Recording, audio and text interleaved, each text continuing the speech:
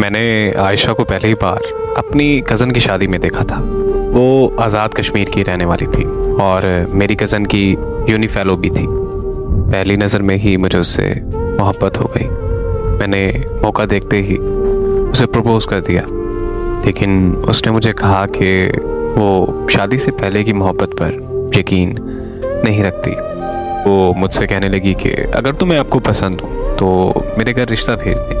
तो मैंने कज़न की शादी के फ़ौरन बाद उसके घर अपने माँ बाप को रिश्ते के लिए भेज दिया। तो उसके घर वालों ने हाँ कर दी और इस तरह हमारी मंगनी भी हो गई।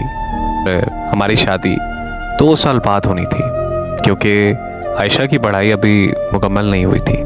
आयशा लाहौर की एक यूनिवर्सिटी से मास्टर्स कर रही थी और हॉस्टल में रहती थी।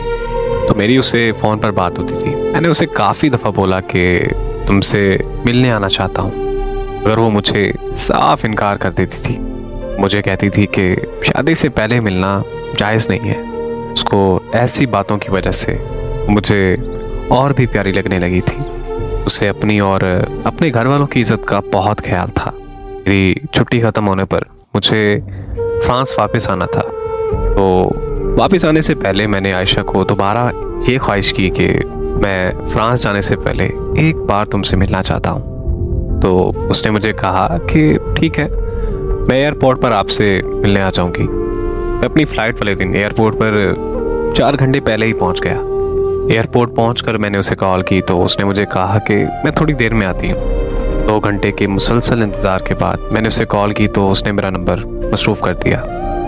1 घंटे तक वो मेरा नंबर बार बार मसरूफ़ करती रही। फिर उसने कॉल अटेंड करते ही मुझे कहा कि मैं नहीं आ सकती, आप चले जाओ। इससे पहले कि मैं कुछ और कहता उसने कॉल बंद कर दी। जब मैंने दोबारा कॉल की तो उसका नंबर बंद जाने लगा। मुझे कुछ समझ नहीं आ रहा था कि आखिर वो ऐसा क्यों कर रही है। इतने में मेरी फ़्लाइट का वक्त हो गया और मैं उससे बगैर मिले फ्रांस आ गया। हाँ, आकर मैंने उसे कॉल की तो उसका नंबर फिर से बंद जा रहा था। मैं उसके घर कॉल करने ही वाला था कि मेरे घर से कॉल आ गई। मुझे मेरी अम्मी ने बताया कि आयशा के घर वाले हमारे घर आकर तुम्हारा रिश्ता तोड़ गए हैं। ये सुनकर मेरे पाँव तले ज़मीन निकल गई। अम्मी ने मज़ीद मुझे बताया कि आयशा के घर वाले ये कह रहे थे कि ये रिश्ता हमारी बेटी को मंजूर नहीं, इसलिए हम ये रिश्ता यहीं ख़त्म करते हैं।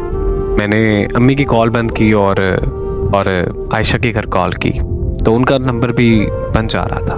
कि लाख कोशिशों के बावजूद भी मेरा राब्ता आयशा और की फैमिली से नहीं हुआ तो मैं फिर से छुट्टी लेकर पाकिस्तान वापस आ गया।